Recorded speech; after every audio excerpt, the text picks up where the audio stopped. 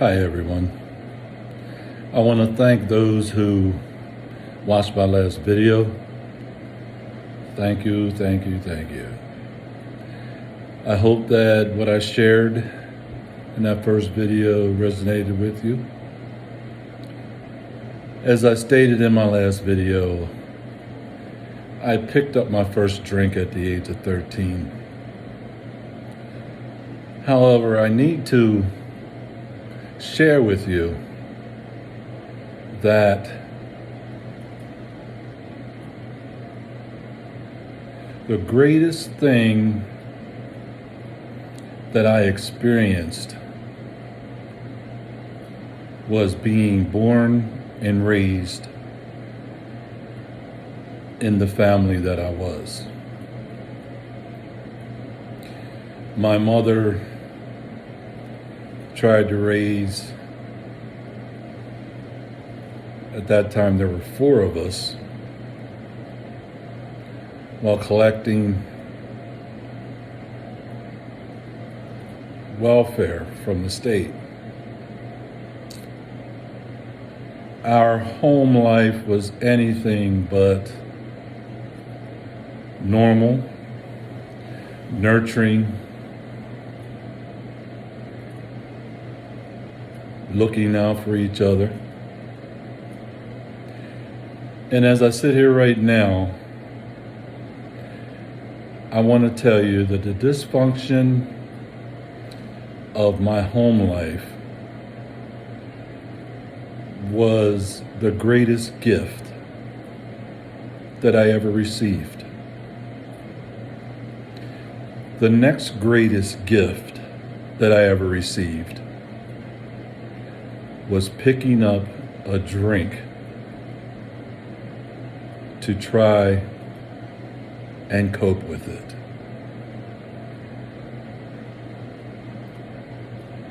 Since that time, I have taken all those experiences in my love affair with ethyl alcohol, and through a lot of looking inside myself and being honest with myself, come to a place to know, as I said, they were the greatest gifts. I've taken them and I've learned from them. I've taken them and I've learned a lot about myself and how my experiences as a young child into my teenage years have brought me to the man that I am today. You see,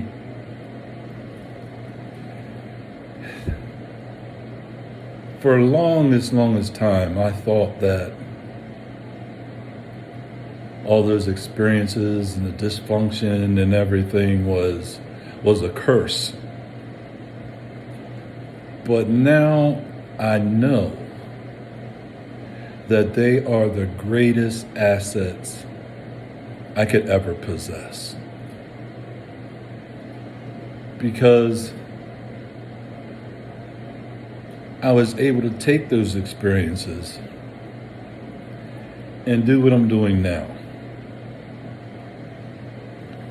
Sharing with you openly and honestly about my journey through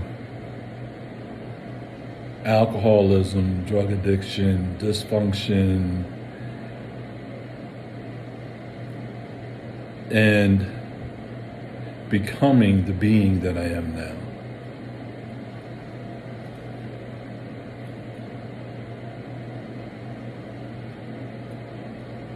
I never thought in my wildest dreams that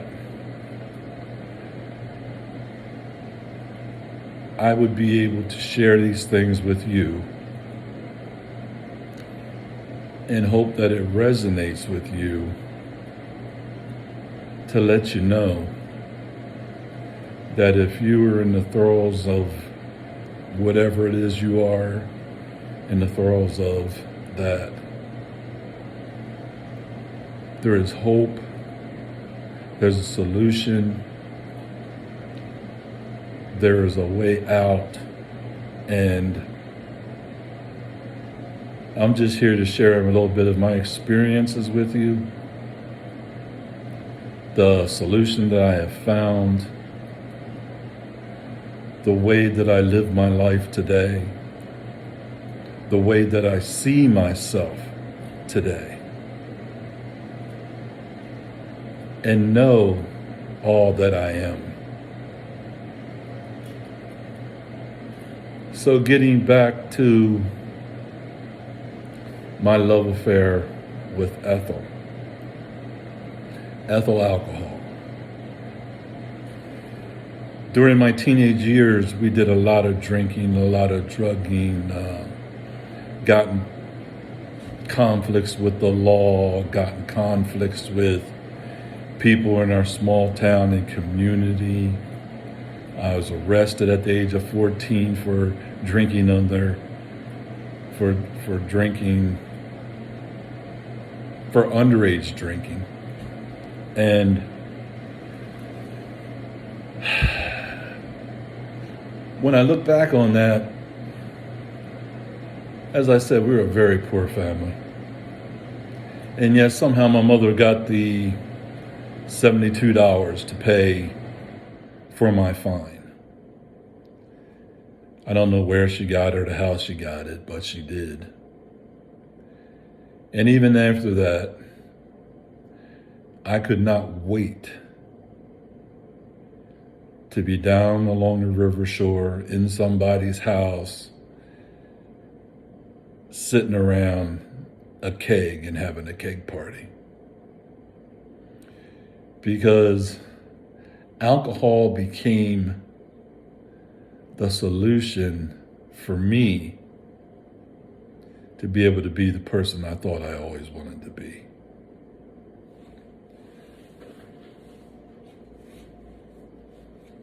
I was a very tall guy for my age. Got involved in sports, basketball predominantly. I was really good. In high school, I played and started varsity the end of my freshman year. I excelled in basketball. However, I had this overwhelming feeling of inadequacy, unworthiness, shame, all the things that I brought with me throughout my life from my experiences and everything that I was told and I continue to tell myself about me. Like I said, we were a very poor family, and I remember we didn't have a wash machine. So I would wash my clothes out by hand, hang them out to dry. And I remember one time before a game and walking into the locker room, and I had my things laid out. And one of the other players picked up my stuff and held it up against his. And his was bright and shiny and colorful, and mine was dull and dingy, and the colors didn't pop because we didn't have a wash machine, and I did the best I could. But it was those kind of things, those kind of experiences that further ingrained in me that sense of shame, unworthiness, not good enough. Although I was the best player on the team, I never was able to tell myself that. I was never able to tell myself that it didn't matter what anyone else thought or how anyone else looked at me, that I was a great ball player. I deserved to be on that team. I deserved to be looked at as an example of what you could accomplish irregardless of how you were raised and under the conditions that you were raised.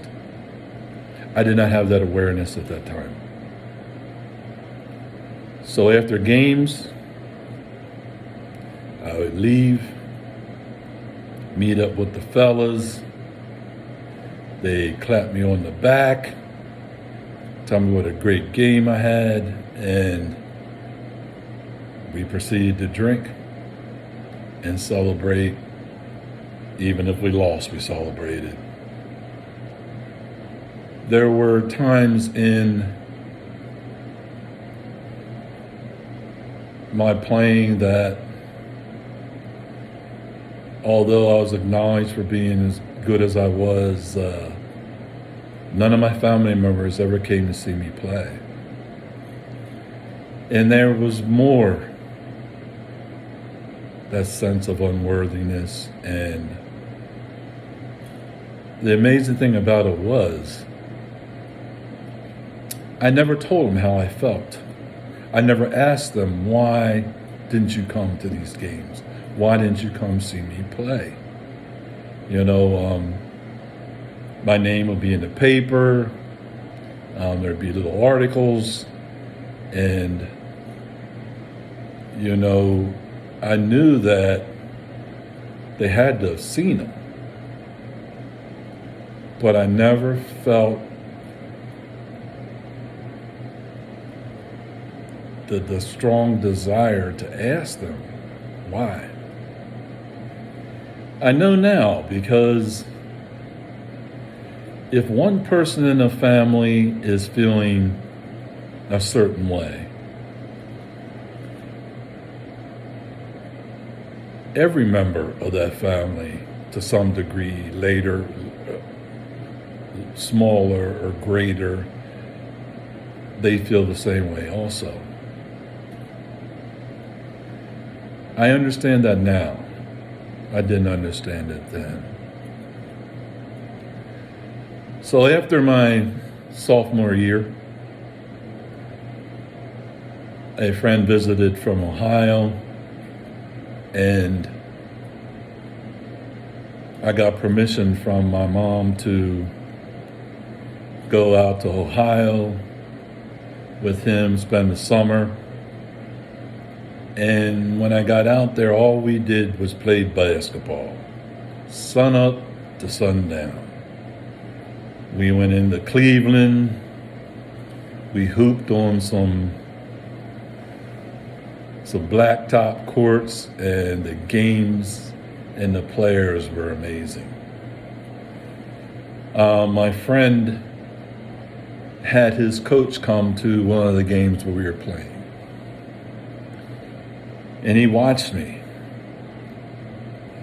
And after the game, he came up to me and said, "Hey, you know, if you ever feel like you want to transfer or come out here and play on my team, we would really like to have you."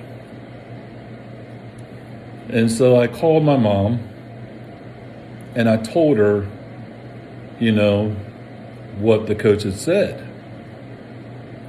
And my mother asked me about how I felt. And I said, well, I really don't know. I'm not sure yet. You see, because when I was playing ball out there, I wasn't drinking as much. I wasn't partying as much. From time to time, we would, you know, drink a beer and smoke a little marijuana, but my life wasn't evolved around that. My life and my days there were evolved around playing ball. And so my mother asked me what I wanted to do. It's my decision. I said, well, let me think about it. So I played ball that summer.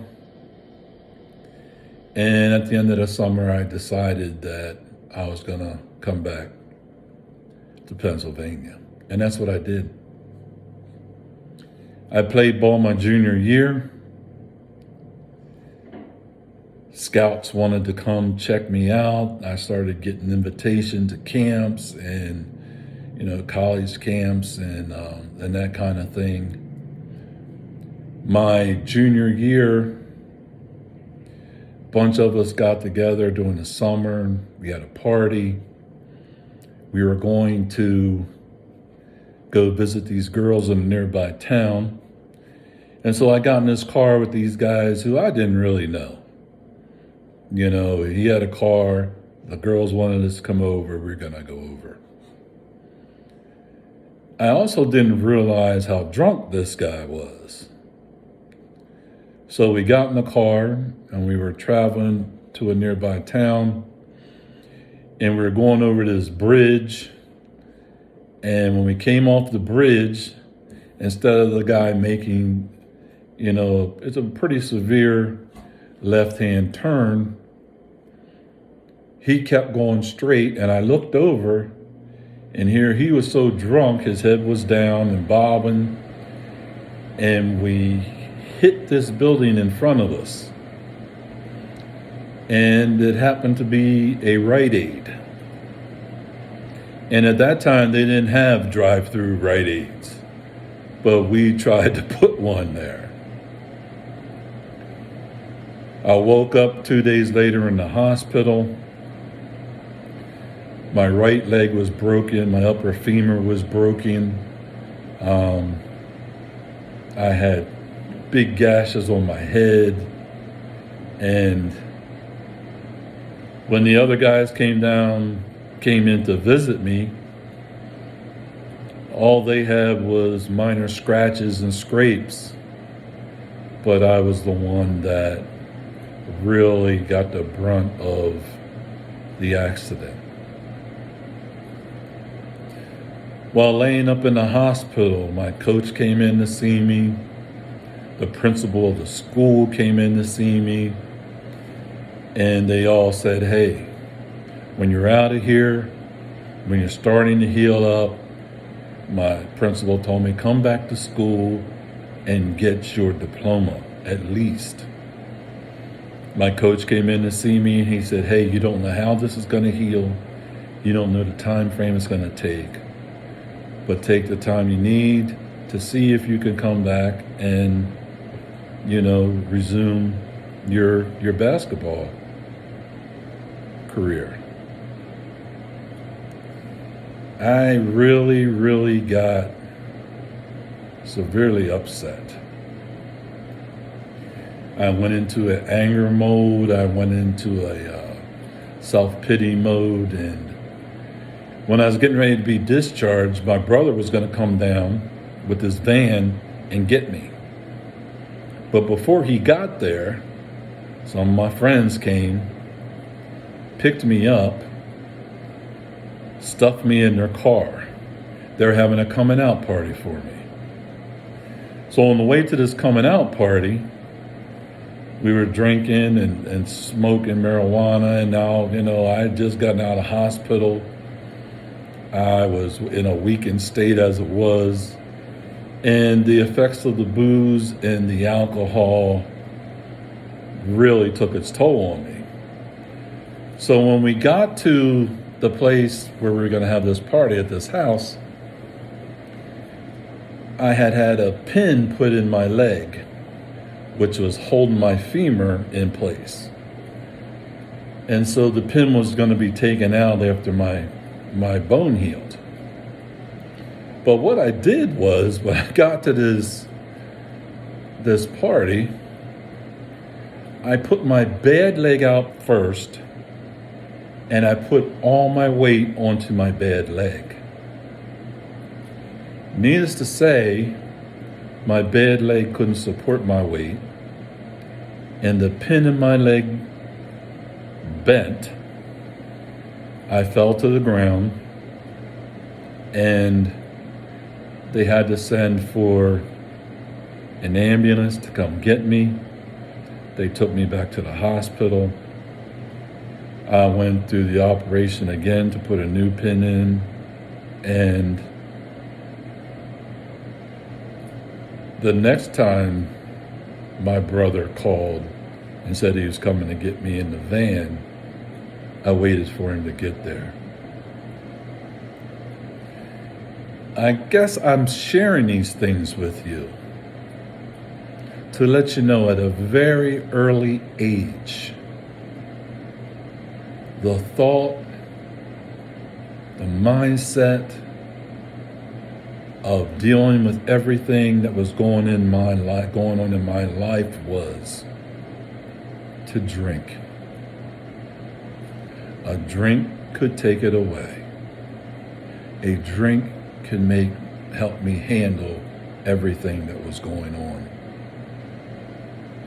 A drink was the solution to all my problems.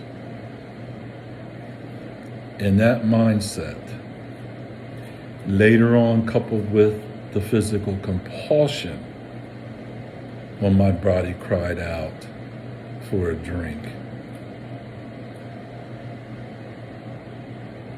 led me to a lot of places, doing a lot of things that I never thought I would do.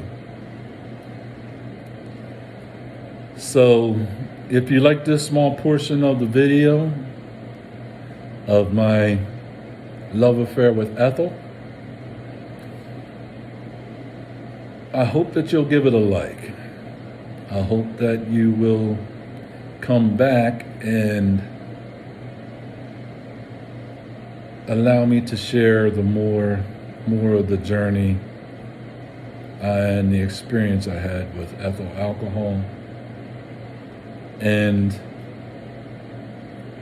the things that were revealed to me about what the solution was and how I applied that in my life to become the man that I am today.